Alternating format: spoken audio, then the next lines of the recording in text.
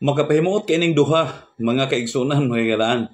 Kaya nga naman kung pananglitan kuno ikaw, ang imong pagtulunan Bible alone iya kuno na siyawa. Paminawan niyo ni silang duha. Di ba nagpareha lang ni duha?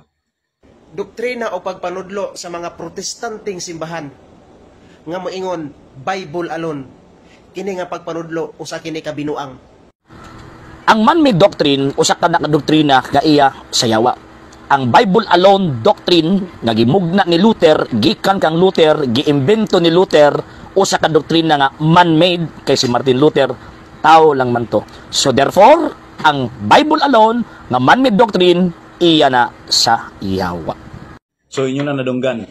Kung ang imo ko ng pagtulunan, Bible alone ka, iya na siyawa. Abot og diin po sila kakita ana. Asa pod sila nakakuha na og kinini ang teksto.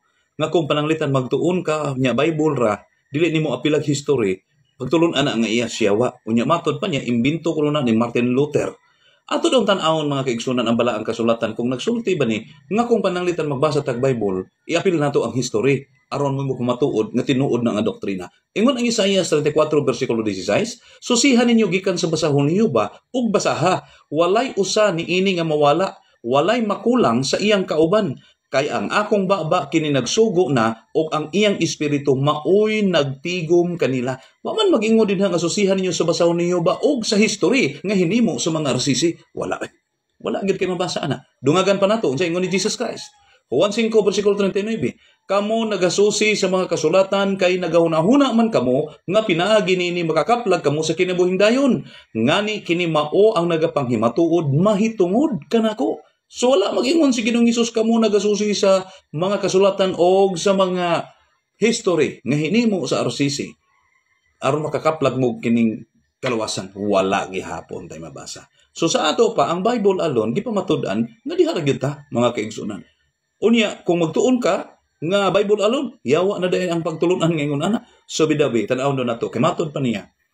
Hinimo ra man daw na ni Martin Luther ang Bible alone kay tao ra man daw na siya mo nang iya na sa siyawa. Ang pangutana nato, kana bang inyo ha nga apil ang history nga mo pamatuod nga doon na pugkay kaluwasan nya apil po ninyo ang Bible unya gani mas gipalabaw pa man gani ninyo ang mga history, mga tradisyon kay sa Biblia.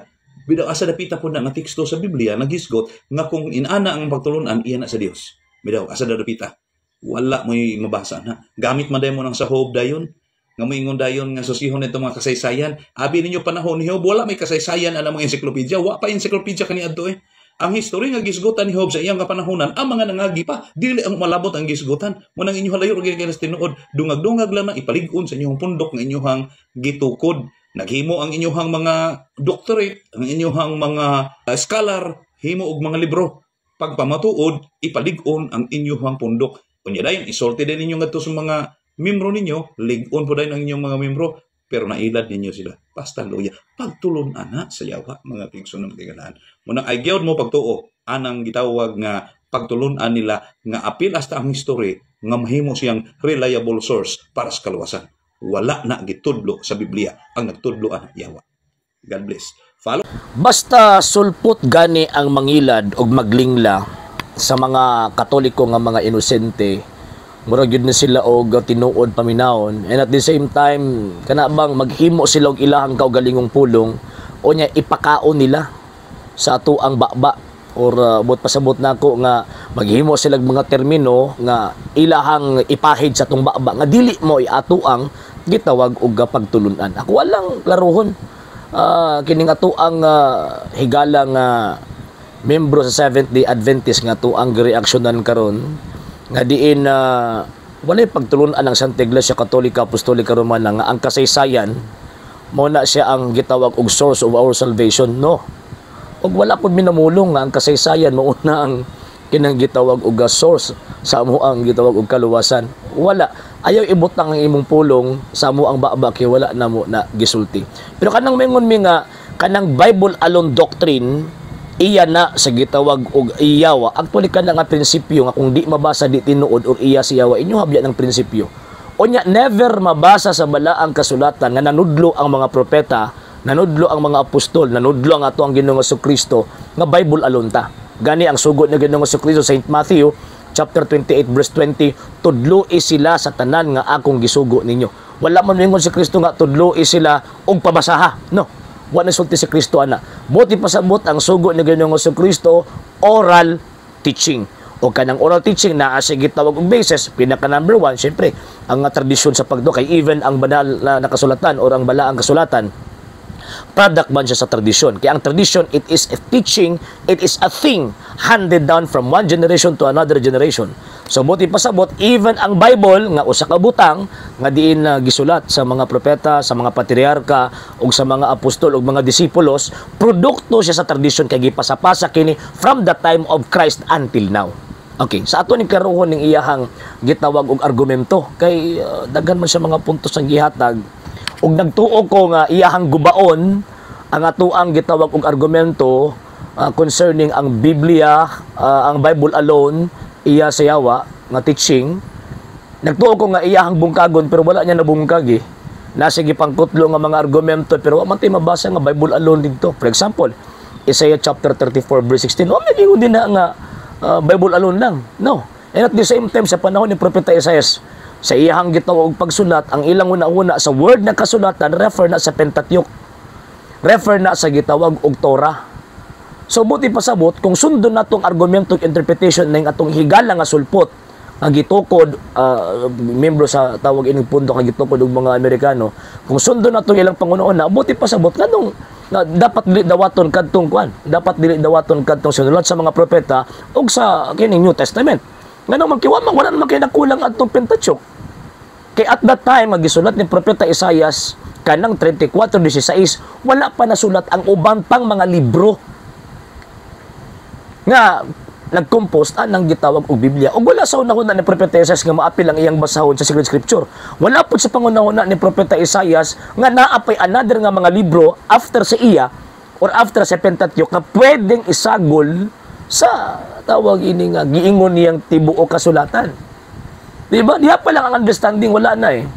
And kung Bible alone lang ang ato ang prinsipyo, gamiton na itong Isaiah 34:16, maglibog ka o asa dapit ang tawag ining sumpay ini. Or kung mahitabo nga, kana lang yun ang ato ang gitawag og sundon, mahitabo nga ang mga sunod sa mga propeta o ang 27 ka libro sa New Testament, wala ilabot. Diba?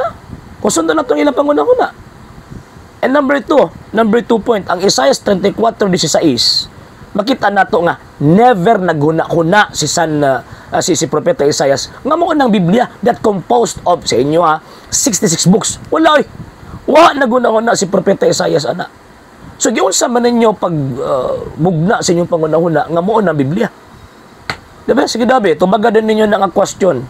Unsang sita sa Biblia kapitulo bersikulo nga kanang gisgutan ni propeta Isaias 34:16 nag-refer na sa 66 books.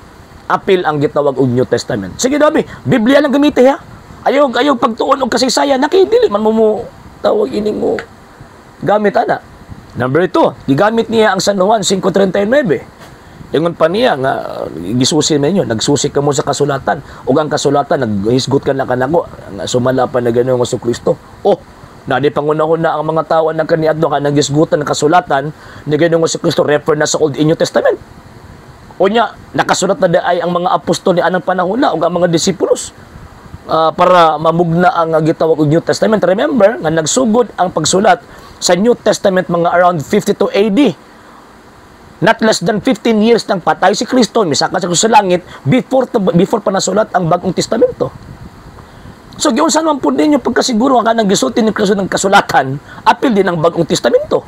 O giunsa po ninyo pagkabalo nga kanang giingon ni Kristo ang kasulatan din mao nang gitawag og Biblia that composed of 66 books kanang inyo ang gitawag og baruganan.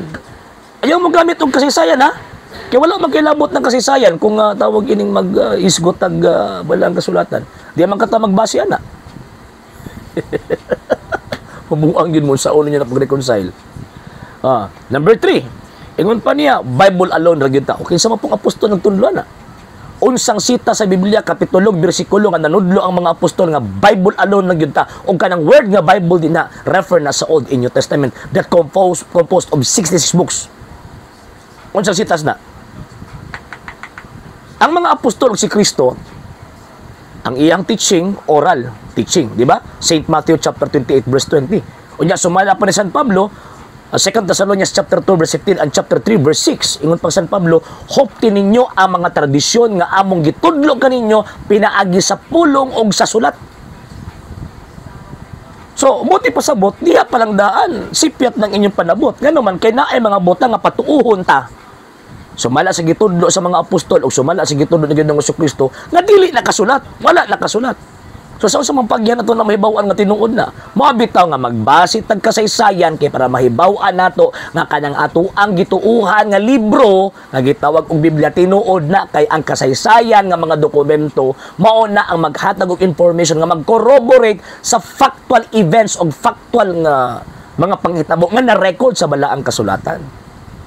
Wala mo gamit og kasaysayan. Napay biniltoldo ninyo. Asa man nas Biblia nga mo gamit ang tawag ining kasaysayan. Mo gamit mo anang libro ni Job, chapter 8, verse 8. Ingon pa niya, panat daw ko nang gisgutan ni Job, daw ko na nagisgut sa tawag ining mga umalabot, kundi nagisgut na po na sa mga nangagi. Asa man din ang kasaysayan para sa imuha? Asa din ang history? History, it is a record of the past events. So kung naan mga future din na, dili na natawag ining matawag nga history. Mabito nga ang history, it is a record of the past events. Listahan ka na or tawag ining dokumento ka na sa mga nanghitabo, sa mga nangagi. Dalawa pa lang, diya pa lang daan, nagkasinimpang kong na imong panabot. Mura ba kag kurik pa istoryahon? Ano magkatawa ka ng sulputa ba? So, kung ang history mo na siya ang record of the past events, ang Biblia record siya sa past events. So part siya sa history, pero dili siya ang kinatibukan, ang gitawag history. O mismo sa imong pagkot nga wa nimo ginigar nga nigamit di ay ang mga unang katawan kaniadtong kasaysayan. Ngano man 78:2 sa Salmo, sa ang tawag ining ang pulong sa Dios nga Biblia, naghubad na protestante, nagsulti, kay pinaagi sa kasaysayan, nagtudlo ang Diyos. Unya, remember, ang Diyos ang tag-iyaan ng kasaysayan, kay siya mismo ang nagbuot ng munay manghitabo. Diba? Gimbutan niya nga maunay manghitabo. O, saan mo na mo karon? Kung di mo magamit ang kasaysayan, saan mo niyo pagsabot ng balaang kasulatan? Napay biniltoldo ni mong panabot. Sa panahon ni Job, may encyclopedia, pagkabangaga bagod ni mo. Ang encyclopedia, mao na ang mga libro nga diin nag-record sa tanang gitawag og field of knowledge, gihimo lang usa ka libro.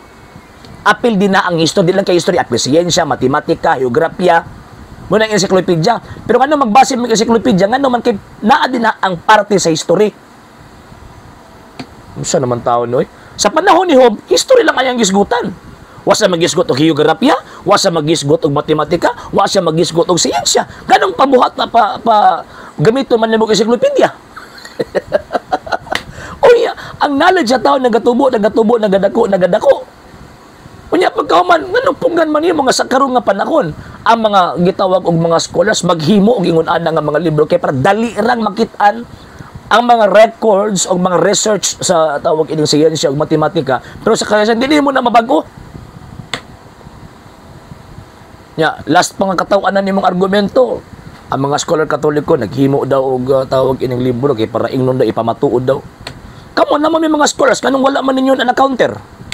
Nganong wala man gyud mo naghatag og complaint or naghatag og contest concerning of that information sa mga publishing companies. For example, mga encyclopedias. Nama mo yung mga scholars. So, buti pasabot ka ng inyong mga scholars, mga pulpul na. Mga wala na mga hanaw, umaga. Nagpatawag lang nga scholars pagkauman way hanaw sa kasaysayan. Kaya di man mo ka-counter. And at the same time,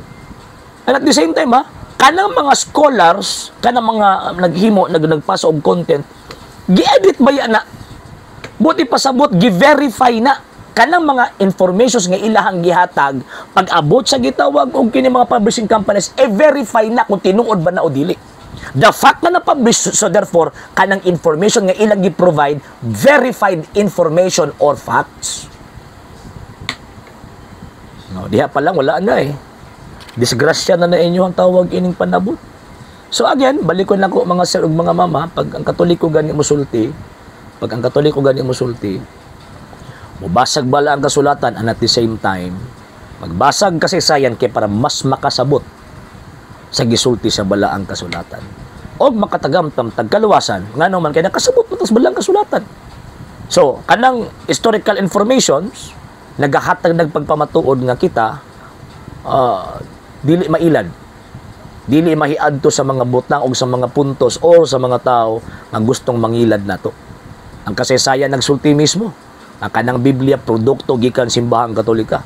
O nga nung man yung i-counter, nga nung chismis naman ninyo i-counter, nagpasabot nga wala sa inyo ang facts, wala sa inyo ang kamatuuran. Nga naman ka ng inyong pundok, puro na kabutbutan. Okay? Sa hindi pa po nakapag-follow sa mga pages po natin, i-follow nyo po yung mga pages po natin, RJ Horolanciano II, TV Apolia Punto Argumento page, Kuya Apologies TV page, and RJ's Vlog 2022. And pwede rin po kayo mag-send po dyan ng Facebook stars. And also, sa atin po mga channels, sa hindi po nakapag-subscribe, i-subscribe po ninyo yung mga channels natin, The Lay Catholic, Apologies International Official, RJ Sanado II TV, Kuya Apologies TV, and Barrio Kawayan Religious Forum. And pwede rin po kayo mag-send po dyan ng super sticker, super chats, and super thanks. And maraming salamat po sa mga kapatid at mga Katoliko na ulis pong tumutulong sa programa po natin. Maraming salamat po. Nang dahil po sa tulong at suporta po ninyo, ang programa pong ito, until now, andito pa rin po sa social media. And until now din po, nangangailangan pa rin po tayo sa tulong at suporta po ninyo dahil wala po kami magagawa rito mga sir, mga ma'am, kung wala po yung tulong at suporta po ninyo. Sa gusto pong tumulong, sa gusto pong sumuporta, pwede po ninyong ipadala ang tulong at suporta po ninyo sa pamamagitan po ng ating mga account numbers dyan po sa ating pong screen. And pwede nyo po kaming i-message sa ating pong page kung via remittance po yung papadala po ninyo. Maraming salamat po in advance.